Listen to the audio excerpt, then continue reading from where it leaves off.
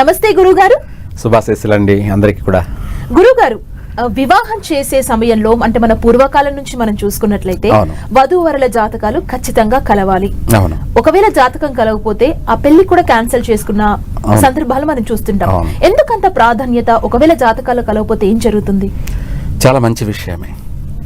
ఎందుకంటే జాతకము మనకు ప్రాధాన్యమా కాదా అన్నది చాలామందికి సందేహం.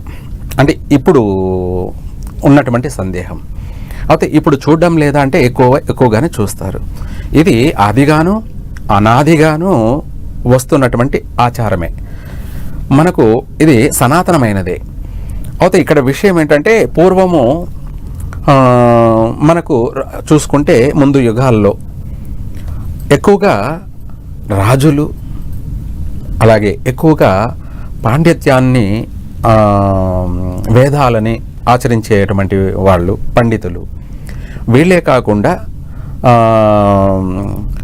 మన వైశ్యులు, బ్రాహ్మణులు, క్షత్రియులు, ఇందులో యజ్ఞోపవీత ధారణ చేసినటువంటి వాళ్ళందరూ కూడా ముఖ్యంగా ప్రతి ఒక్కరూ ఆచరించే వాళ్ళే. అయితే మిగతా వాళ్ళు ఏమిటి అంటే వాళ్ళల్లో స్తోమత కలిగినటువంటి వాళ్ళే వీటిని, ఎందుకంటే పండితుడి దగ్గరికి వెళ్ళాలి అంటే కూడా కొన్ని కండిషన్స్ ఉండేటివి అన్నమాట. అందుకనేసి అందరూ వెళ్ళి చూపించుకోవడానికి కూడా అప్పట్లో ఏది కాదు. దానికి ఒక సిద్ధాంతం ఉండేది, అంటే పద్ధతులు ఉండేటివి. వాళ్ళు మాత్రమే వెళ్ళి తెలుసుకొని ఆ ప్రకారంగా నడుచుకునేవాళ్ళు. అందరూ ఆచరించడానికి అవకాశం లేకుండా పోయి ఉండేది, వీల్లేదు. తర్వాత రాను కాలం అనేది మార్పు. ఆ మార్పు ఏమిటి అంటే అనంతకాల సర్పదోషంలో అప్ అండ్ డౌన్లు అనేటివి జరుగుతూ ఉంటాయి. మనుషుల యొక్క ప్రవర్తన, మనుషుల యొక్క నడవడిక, వాళ్ళ విధి విధానాలలో మార్పులు చేర్పులు చెందుతూ ఉండడం వల్ల అవి కాలగమనంలో కొద్దిగా మరుగున పడిపోయినాయి. మళ్ళీ ఆ ప్రభావం అనేది మళ్ళీ జరుగుతూ ఉంది. అయితే ఇందులో ఏమిటంటే ముఖ్యంగా చెప్పాలి అంటే అనుభవం ఉన్నటువంటి వాళ్ళని మాత్రమే ఈ విషయంలో సంప్రదించాలి. ప్రతి ఒక్కరు చెప్పేవాళ్లే ఉంటారు, కాకపోతే మనం వాళ్ళని తప్పు పట్టడం లేదు. వాళ్లకు తెలిసింది చెప్పడం తప్పు లేదు, కానీ వాళ్ళకు తెలియంది కూడా ఎంతో ఉంటుంది. దాన్ని మనం గమనించాలి, గ్రహించాలి. అది తెలుసుకొని మనకు తెలిసింది ఇంతవరకే, ఇంకా మీకు ఇందులో పూర్తిగా క్షుణ్ణంగా తెలుసుకోవాలంటే అనుభవం ఉన్నటువంటి వాళ్ళని సంప్రదించండి, బాగుంటుంది అని తెలియచేసేవాడే పండితుడు. అంటే పండితుడు అంటే తనకు తెలిసింది మాత్రమే చెప్పి ఇంకా కూడా దీంట్లో పూర్తిగా తెలుసుకోవాలి, మీరు ఏదైనా సరే మంచి కొరకే, మీ యొక్క భవిష్యత్ కొరకు అనుభవం ఉన్నటువంటి వాళ్ళని సంప్రదించండి అని చెప్పాడు చూడండి, అతను పండితుడు అంటారు. అంటే సన్మార్గుడు, జ్ఞాని అని అర్థం.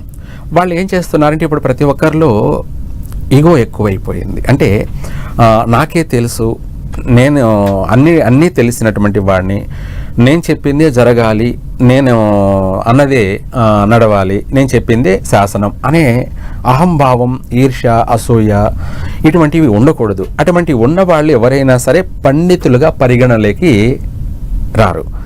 అయితే ఇక్కడ మనం పండితుల గురించి మనం చర్చించుకుంటున్నామంటే ఇది ఇంపార్టెంట్ కాదు, కానీ ఎదుటి వాళ్ళ భవిష్యత్ ఇంపార్టెంట్. ఏమిటి? ఎదుటి వాళ్ళ యొక్క భవిష్యత్ ఇంపార్టెంట్. మన విషయం పక్కన పెట్టేస్తే మనము 100% మనం నమ్ముకొని వచ్చినటువంటి వాళ్ళకి పూర్తిగా అందులో మంచి ఉంటే మంచి తెలియచేయడం, అందులో చెడు ఉంటే చెడు గురించి పూర్తిగా తెలియచేయడం, వాటికి మార్గాలను కూడా తెలియచేయడం అన్నది ఇంపార్టెంట్, ముఖ్యం. అయితే ఇందాక మీరు అన్నట్టుగా జాతకాలని ఇరువురి జాతకాలు అంటే వివాహం చేయాలనుకున్నప్పుడు అటు వధువు అలాగే వరుడు వీరిద్దరి జాతకాలని డేట్ ఆఫ్ బర్త్లుంటే తప్పకుండా క్షుణ్ణంగా పరిశీలించుకోవాలి. అందులో అనుభవం ఉన్నటువంటి వాళ్ళని కలిసి సంప్రదించి అయితేనే మనకు తెలుస్తుంది, అర్థమవుతుంది. ఇక్కడ ఏంటంటే వివాహ మ్యాచింగ్ అంటాం. ఇద్దరిని కలపడమే మ్యాచింగ్. వధువరులని ఒకటి చేయడం, దీనికి సంబంధించి అందరూ చేసే ప్రయత్నమే గురువు కూడా ప్రయత్నం చేస్తారు. మొదటిగా ఆయన చేసే ప్రయత్నమే చాలా ప్రధానమైనది. ఎట్లా అంటే అటు వధూవరులు విషయాల్లోకి వచ్చేటప్పటికి వరుడు తల్లిదండ్రులు కానీ ఇటు వధువు తల్లిదండ్రులు కానీ వీళ్ళు ఏం చూస్తారు అంటే ముఖ్యంగా చెప్పాలంటే అబ్బాయి బాగున్నాడా లేడా ప్రధానం. అమ్మాయి కూడా ఏం కోరుకుంటుందంటే అందమైన వాడే కావాలని కోరుకుంటుంది. అది ధర్మం. ఎందుకు అంటే అందమైన వాడు అంటే వాళ్లకు పుట్టే పిల్లలు అందంగానే పుడతారు. రెండోది అది ముచ్చటగా ఉంటుంది ఆ జంట. ఇది ప్రధానంగా అమ్మాయి కోరుకుంటుంది. అలాగే అబ్బాయి కూడా అదే కోరుకుంటాడు. అమ్మాయి అందంగా ఉందా లేదా, అందంగా ఉంటే ఓకే ఇష్టపడతాడు. ఎన్ని కష్టాలైనా కూడా ఫేస్ చేస్తాడు. ఎందుకంటే అవి ఎక్కడైతే మనం ఇష్టపడతామో అక్కడ ఎన్ని కష్టాలైనా కూడా ఎదుర్కొంటాం, ఫేస్ చేస్తాం. అది వేరే విషయం. అయితే ఇక్కడ ఇద్దరికి ఒకరి పట్ల ఒకరికి ఆకర్షణ అనేది ఏకమైపోయింది. అంటే వీళ్ళిద్దరు మ్యాచింగ్ అక్కడ ఫిక్స్ అయిపోయింది. మొదటిగా అబ్బాయి అమ్మాయి ఇష్టపడిపోయారు. అక్కడ మనకు మొదటి స్టెప్లోనే ప్రారంభంలోనే వీళ్ళిద్దరూ ఎప్పుడైతే ఇష్టపడ్డారో అప్పుడు మనం ఇంకా జాతకం గురించి చూడాలి.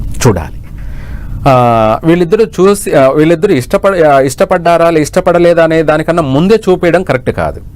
వీళ్ళిద్దరూ ఎప్పుడైతే ఇష్టపడ్డారో అప్పుడే జాతకాల్లో ఉన్నటువంటి 10,000 దోషాలైనా కూడా సైడ్ అయిపోవాల్సిందే.